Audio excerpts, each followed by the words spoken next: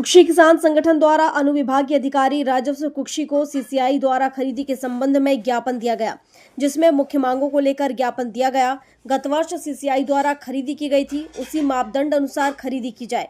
पिछले वर्ष नमी 12% थी, जिसे बढ़ाकर इस वर्ष 25% में कपास खरीदी जाए। कपास खरीदी के संबंध में वर्तमान में सीसीआई प्रभारी द्वारा बताया गया कि स्लॉट बुकिंग कर जिले के किसान द्वारा अपने जिले में ही विक्रय किया जाएगा।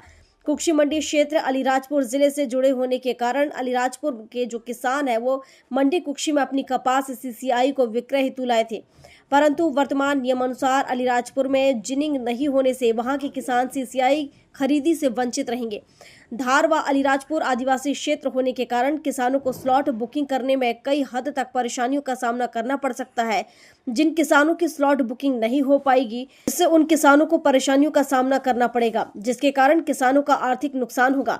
किसानों की मांग है कि गत वर्ष की तरह सीसीआई खरीदी की गई थी, उसी आधार पर इस वर्ष भी सीसीआई द्वारा कपास की खरीदी की जाए तथा स्लॉट बुकिंग की बाध्यता समाप्त की जाए तथा गत वर्ष की तरह वर्तमान में कपास खरीदी की जाए। अन्यथा किसान संघ के द्वारा अनिश्चितकालीन मंडी बंद की जाएगी, जिसके लिए किसान संघ के द्वारा सरकार को 7 दिवस का समय दिया गया है। यदि किसानों की मांग सरकार के द्वारा समय अवधि में पूरी नहीं होती है तो किसान संघ आंदोलन करने के लिए तैयार है। हमारा ये है कि जो गत वर्ष जो पहले खरीदी होती थी उस मापदंड पे किया जाए। अभी इन्होंने नया सिस्टम बनाया है, किसान ऐप और एक ये है स्लॉट बुकिंग। इसमें क्या है, हमारे आदिवासी किसान है 25,000 किसान कुक्षी तहसील में 1800 लोगों ने पंजीयन कराया, अप्रूवल एक का भी नहीं हुआ। हमारा ये कहना है पुराने मापदंड पे खरीदी की जाए, नहीं तो आगामी मंडी को बंद करेंगे अनिश्चितकालीन के लिए। इनको हम 1 हफ्ते की मोहलत दे रहे हैं, सरकार को, कपड़ा मंत्रालय हो, सीसीआई हो, प्रशासन हो, सबको। रामदास पाटीदार, तहसील संगठन अध्यक्ष कुक्षी।